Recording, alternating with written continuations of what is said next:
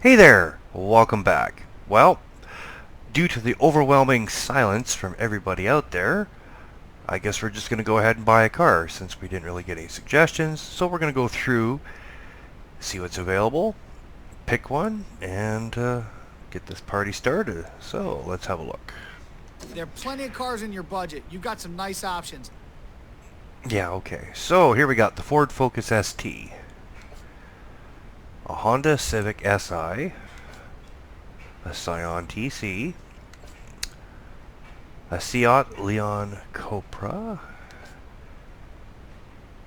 and a Volkswagen Golf GTI. So let's have a look. Top speeds. The Ford is definitely up there. The Seat is pretty darn good, so I want decent braking.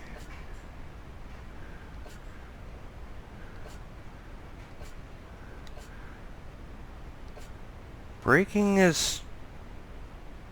The Civic's actually the worst by the looks of it. 401, no. The Scion at 425, 375, handling. The Ford looks like it's pretty good. GTI looks like it's actually the worst. Acceleration.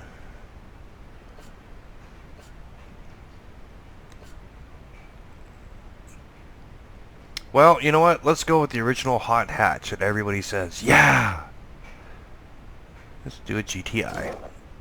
So let's buy it. Good choice, man.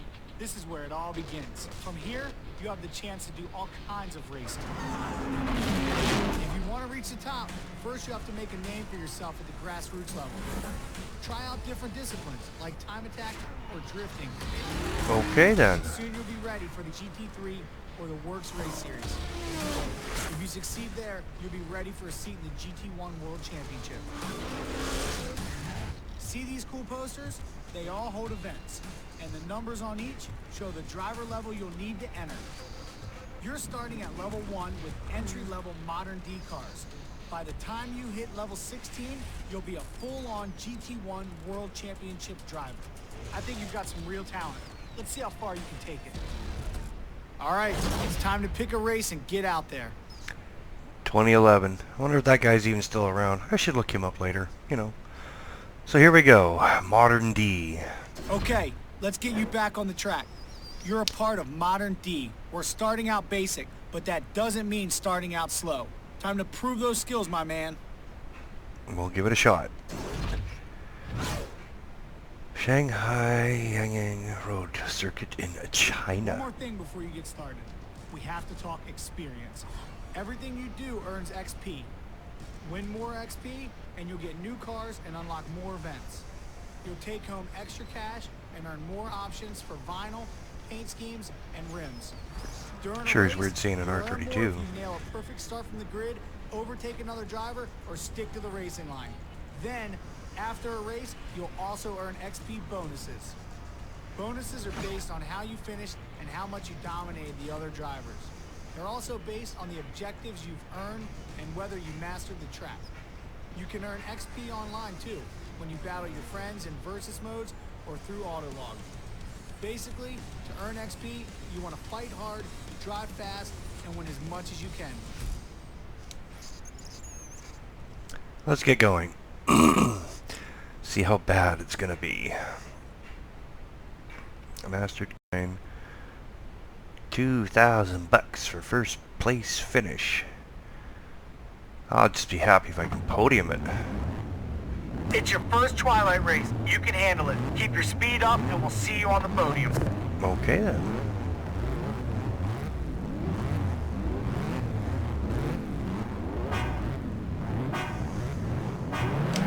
Green light, good luck and be careful out there, man. Oh, this is so slow.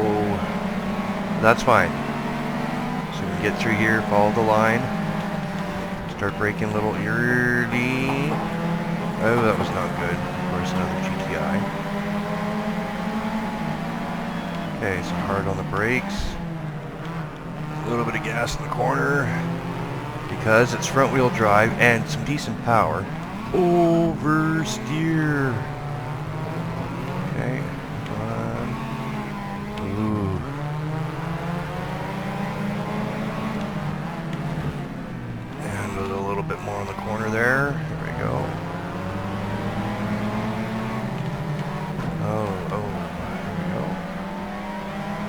I'm definitely off the line, which is, you know, it's alright. I mean, I don't think I'm really going to get much of a bonus for staying completely on the line all the time.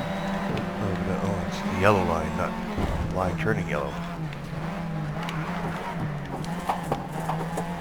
And I got it in kilometers an hour, so I can actually, you know, guess how fast I'm going. I should have put it in miles. I'm so used to seeing miles per hour in video games, but not so much in real life, because here in Canada, we're metric.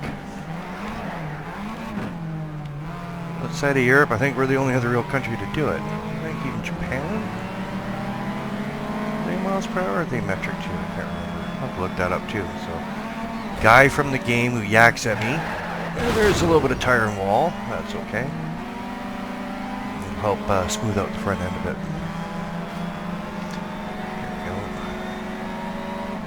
So we're going to take it a little too sharp off the line. There we go. Now, first race in, I don't see why I shouldn't be able to take first, unless I really royally screw up.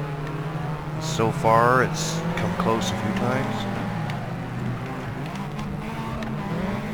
Not nearly as responsive as I was hoping. But the oversteer isn't so horrendous. The tire traction in the front end is manageable. The brakes are definitely still mushy. The real problem I have with brakes in most video games is either you lock up or they just take forever to engage, you know.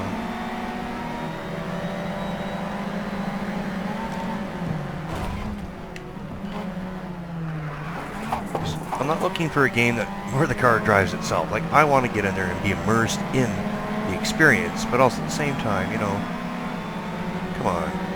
Momentum, weight, centrifugal force, traction of the rubber, composition of the road surface.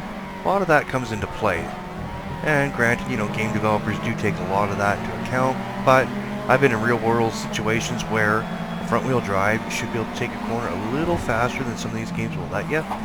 Now, I don't know if that's for balance or seem to be nailing that corner every time. We won! Good job, man. Oh yeah.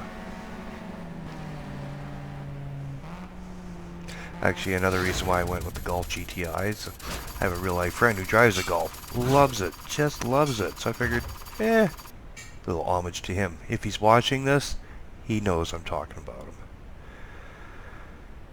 Okay, let's move on to the next. Awesome driving. You just set your first record in Autolog. Autolog's where you can meet up with your friends in the Need for Speed community. You'll have your own personalized driver profile. You'll be able to see the stats on your victories, rewards, and favorites. And you'll be sent an alert at any time a new record is set. Your friends can recommend events, and Autolog will suggest others in the recommend section. You can share photos and replays in the gallery. You may be alone behind the wheel, but Autolog opens up a world of community and rivalry. And that would be great if I actually had some online friends that I could play with, but really, I don't even think Autolog's around anymore. Or if it is, I don't know if this game is supported by it. So that'd be 3 things to look up. The dead, see if this guy's alive. I forgot number 2 now. I'll have to watch this video myself to remember what the reminder was. This will be intense. Monza compacted into 2 straights and some heavy-duty turns. Keep your laps consistent and try not to blink. Okay, if you say so. Hard on the gas, and... That's the green light. Go, go, go! Okay, let's see if we can thread the needle here. There we are. Get ready for braking. Oh, it was a little sloppy. This track looks familiar. You know, for coming out in 2011, and just looking at the background, like the trees, the grass, and all that, it's actually holding out quite nicely. I mean, it could use probably like a bit of a polish, and they could probably relaunch this. I don't see why it wouldn't do well. Now, I don't know originally how Shift and Shift 2 did at launch, and on for a couple of years afterwards. But I mean, for a good, nice track game that's a little more casual in play, you're not micromanaging like as a driving simulator. actually kind of neat to be back in the groove of things.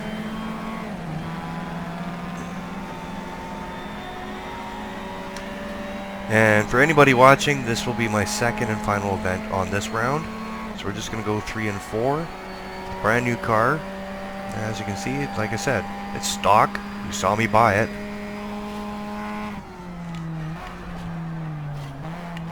Come on. Oh, that felt really not good. Almost feel like the car was leaning.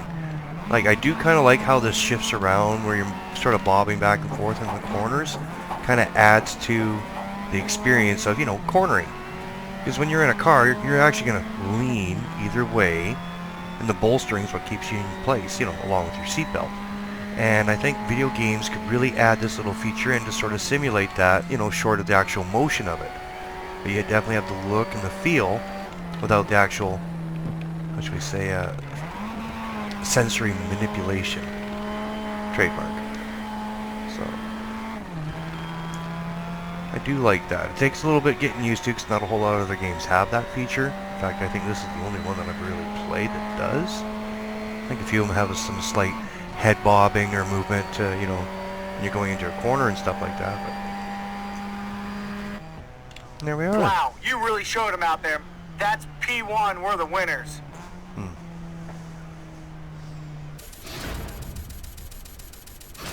There we are. Ooh. Oh, driver level 2. And there we are.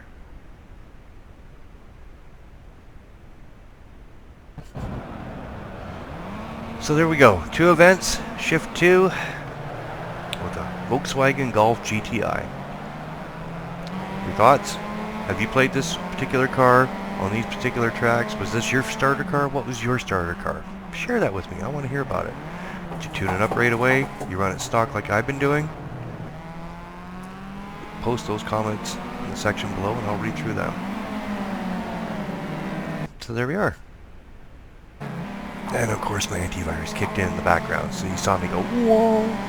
It's all good. All good. The joys of gaming in the modern era.